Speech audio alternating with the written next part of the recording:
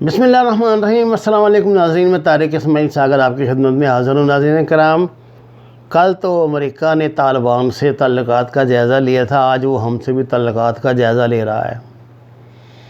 آج کی اطلاعات کے مطابق امریکہ کی طرف سے یہی سننے میں آ رہا ہے کہ پاکستان کی کارکردگی کا جائزہ لیا جائے گا کہ پاکستان نے اس مسئلے کے حل میں کیا کردار ادا کیا ہے، مسئلے کو بگاڑ رہا ہے یا بنا رہا ہے، اور پاکستان کی آرمی سے تعلقات استوار کیے جائیں گے۔ جیسا کہ میں نے آپ کی خدمت میں پہلے عرض کر دیا تھا، امریکی حکومت سے مطمئن نہیں ہے کہ ہم نے طالبان کو قابو کیوں نہیں کیا۔ وہ کہتے ہیں کہ آپ نے یہ مطمئن، وہ ٹرمپ مطمئن ہو گیا تھا، یہ مطمئن نہیں ہو رہا ہے۔ یہ کہتے ہیں کہ نہیں یہ یعنی آپ ان کو قابو کریں، اور جیسے ہم کہتے ہیں وصل رسی سے باندھ کے ان کے پٹا ڈال کے ہمارے آگے لا کے پیش کرو۔ ناظرین کرام، ان احمقوں کو کون سمجھائے کہ یہ جو طالبان ہیں، انہوں نے ایک دن کے لیے افغانستان میں جنگ بندی نہیں کی تھی۔ آپ جانتے ہیں کہ طالبان نے مذاکرات کے دوران بھی اپنے ٹارگیٹس بدل لیے تھے، مگر حملے ختم نہیں کیے تاکہ دباؤ برقرار رہے۔ یہ ان کا پرانا طریقہ ہے، یا جب روس نکل بھی رہا تھا تو یہ حملے کر رہے تھے، یہ روکتے نہیں ہوتے اپنی جنگ کو۔ افغانستان کی لڑائی امریکہ کی ضرورت نہیں بلکہ یہودیوں کی بڑے ڈیزائن کا حصہ تھا۔ پہلے تو آپ یہ بات، اس حقیقت کو جان لیجئے، جو کسی حد تک ناکام ہو رہا ہے۔ اس لیے اس جنگ کو جاری رکھنے اور مزید بھڑکانے کے لیے افغان سرحدوں سے باہر لے جانے کی کوشش پھر سے شروع ہو گئی ہے۔ جیسا میں نے آپ کی خدمت میں عرض کیا تھا نا کہ یہ میں ترجمہ کر رہا ہوں کسی انگریزی اخبار کے، ویسٹ کی کسی انگریزی اخبار کی کسی خبر کا۔ میں آپ سے جیسے میں نے عرض کیا تھا کہ یہ جنگ اب پرائیویٹائز ہو گئی ہے، یہ اب ان کی امریکن فوجوں سے زیادہ جو ہے نا، یہ ان کی دہشت گردوں کی جنگ بن گئی ہے، داعش کی بن گئی ہے، ان کی TTP کی بن گئی ہے، یہ دوبارہ وہ ہمارا بلیک واٹر کی بن گئی ہے۔ وہ 90s کے آخر والا 2000 والا جو دور ہے نا، یہ وہ واپس لایا جا رہا ہے۔ اور میں اس کی پریڈکشن نہیں کر رہا، اللہ کرے میں جھوٹ کر رہا ہوں، لیکن مجھے لگتا یہ ہے کہ کچھ دنوں بعد آپ خبریں سنیں گے کہ دوبارہ ڈرون اڑنے لگ گئے ہیں، انہوں نے فلاں جگہ فلاں دہشت گرد کو ہٹ کیا ہے۔ اللہ تعالیٰ برے وقت سے بچائے، لیکن میں یہ آپ کو کہہ رہا ہوں، میرا وجدان مجھے یہ کہتا ہے۔ اچھا جی، بات یہ ہے کہ اس مرتبہ جو یہ گیم وہ کر رہے ہیں نا کہ جنگ کو بھی دوبارہ پھیلائیں، وہ اسی طرح یہ طالبان تو اس کے سخت خلاف ہیں۔ وہ تو پورا زور لگائیں گے کہ جنگ جو ہے نا وہ افغانستان تک محدود رہے، کیونکہ وہ یہ جانتے ہیں کہ اس سے پہلے پاکستان نے اس کی کیا قیمت ادا کی ہے، خاص طور سے ان کی محبت میں پاکستان نے کیا قیمت ادا کی ہے، اور وہ اتنے آسان فراموش نہیں کہ اب وہ ہمیں پھر مجبور کریں وہی قیمت ادا کرنے کے لیے۔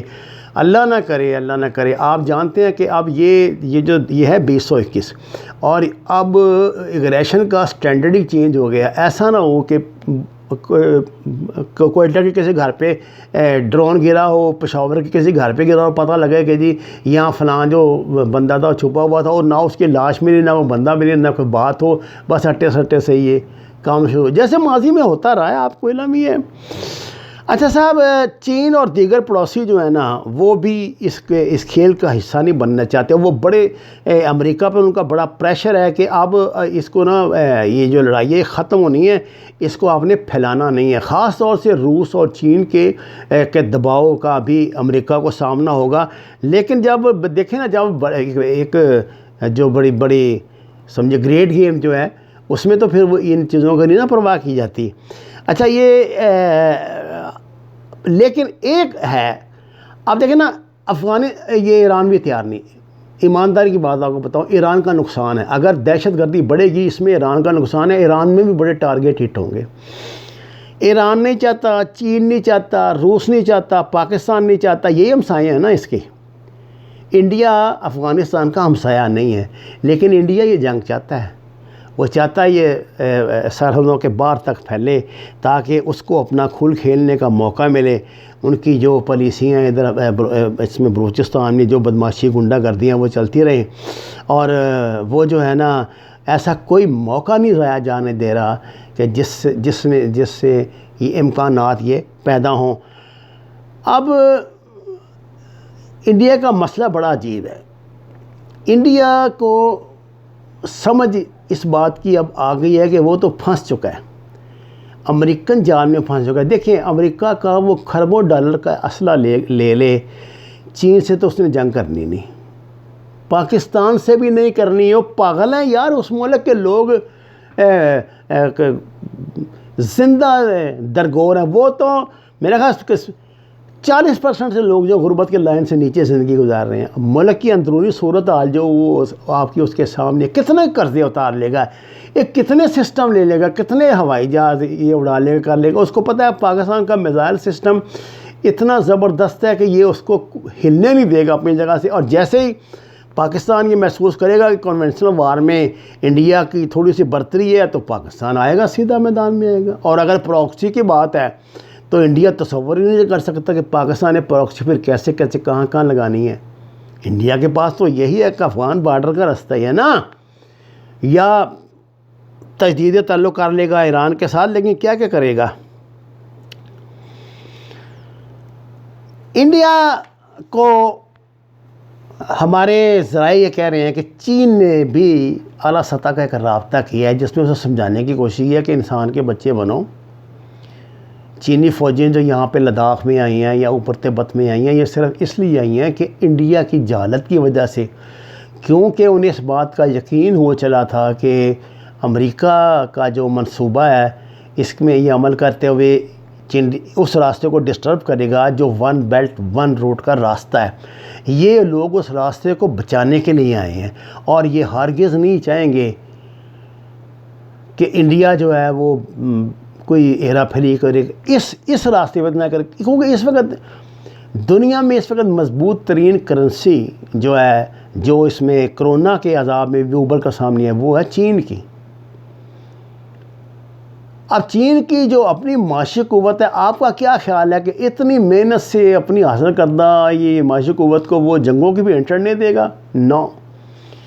اس لیے پوری دنیا میں محدود جنگوں کا تو میں نہیں کہتا کہ نہیں، لیکن یہ جو لوگ بات کرتے ہیں نا، میرے ماشاءاللہ بڑے سینئر بھی یہ بات کرتے ہیں کہ جنگ ہوگی، میں نہیں کہتا بڑی جنگ نہیں ہوگی، اگر ہوگی تو چھوٹے چھوٹے اس طرح کی جنگیں ہوں گے۔ ہاں پراکسی پڑے گی، جو جس کا چیمپئن ہے یہ اجیت ڈوال جو ہے وہ بڑھے گی۔ اجیت ڈوال کی مکمل یہ کوشش ہوگی کہ جنگ کو کسی طرح پاکستان کے اندر لے جایا جائے۔ پاکستان کی کامیابی ہے کہ جنگ پاکستان کے سرحدوں کے اندر داخل نہ ہو۔ آج بھی کل رات کو میرے خیال شاید کل صبح، آج فجر سے پہلے کی بات ہے، جنوبی وزیرستان میں نا دو بڑے حملے انٹیلیجنس بیسڈ آپریشن کیے ہیں، جس میں 5 ریناؤنڈ دہشت گرد جو مار دیے ہیں پاکستان آرمی نے، اور ان کی وہاں بڑی تیاریوں کی اطلاع ملی ہے۔ دوبارہ وہ لوگ منظم ہو رہے ہیں جو پاکستان کے وہ آپریشن سروے اعظم کے بعد یہ تتر بتر ہوئے تھے نا، یہ دوبارہ ان کو اکٹھا کر رہے ہیں، ان کو ایکٹیو کر رہے ہیں دوبارہ، خاص طور سے بلوچستان میں تحریک کو مضبوط کر رہے ہیں۔ لیکن اب پاکستان نے بلوچستان میں بھی ان کا مکو ٹھپا ہوا ہے ٹھیک ٹھاک۔ اب اتنا آسان نہیں ہے کہ نیوی کی ان کو بیچاروں کے پاس تو بختر بند گاڑیاں نہیں ہیں نیوی والوں کے پاس، کتنے ظلم کی بات ہے۔ یعنی ان کو کہتے ہیں نا اس کی جلدی کے منہ کے سامنے رکھا ہوا ہے، توپ کے منہ کے سامنے رکھا ہوا ہے، اور ان کے پاس بختر بند گاڑیاں ہیں نہیں ہیں۔ مجھے تو نہیں علم، لیکن میرا خیال ہے کہ ان کے پاس جدید ترین اسلحہ بھی نہیں ہے، نہ ان کے پاس وہ سامان ہے جو لوکیٹ کرتا ہے زمین میں، جو مائنز وغیرہ چھپائی گئی ہیں، اس کو کوئی ایڈوانس ان کے پاس اسلحہ نہیں ہے۔ اب پاکستان نے ان کو مسلح کرنا شروع کیا ہے ان چیزوں سے، اور اب کی بار پاکستان بہت صرف ڈیفینسو نہیں ہوگا، یہ میں بتا دوں، آفینسو بھی ہوگا۔ آپ دیکھ لیں اس مرتبہ اگر کوئی آپریشن ہوا ان کی طرف سے، کوئی گڑبڑ ہوئی بلوچستان میں، تو ایسا جواب ملے گا کہ یہ پھر یاد کریں گے۔ انڈیا نے ابھی ایک جو ہے وہ کتی چیخا شروع کیا تھا، پرسوں نے کسان سمیلن میں وہاں کسانوں کے اکٹھ میں ایک پکڑا ہے RSS کا جو بندہ لڑکا تھا، اس کا انٹرویو دیا، BBC کی رپورٹ آپ کو بتا رہا ہوں، جس نے کہا ہے کہ مجھے بھیجا گیا انٹیلیجنس کی طرف سے، عراق کی طرف سے، کہ 4 سکھ لیڈر ہیں ان کو قتل کرنا ہے تاکہ متنازع ہو جائے، لڑائی جھگڑا ہو، اور RSS کے لوگوں کو پولیس کی یونیفارم فراہم کر دی گئی ہیں۔ یہ سارا اس نے چکر کیوں چلایا تھا؟ یہ چلایا تھا کہ یہاں پہ کوئی بڑا ہنگامہ کرا کے تو وہ جو ہمارا وزیر اعظم اور وزیر خارجہ کہہ رہے ہیں نا کہ پراکسی بڑی لگا کر کوئی تو پاکستان پہ حملہ کیا جائے، اس کو بہانہ بنا کے وہ کشمیر والا جو ہے نا محاذ اس کو شروع کیا جائے۔ یہ بڑا موقع ہے بائیڈن کی خوشنودی حاصل کرنے کے لیے، کچھ نہ کچھ کر کے دکھا دیں، کیونکہ چین میں تو وہ بیچارے کچھ کر نہیں سکتے۔ لیکن یہ کچھ اب بڑا آسان نہیں رہا، بڑے آہنی ہاتھوں کی گرفت میں ہے پاکستان۔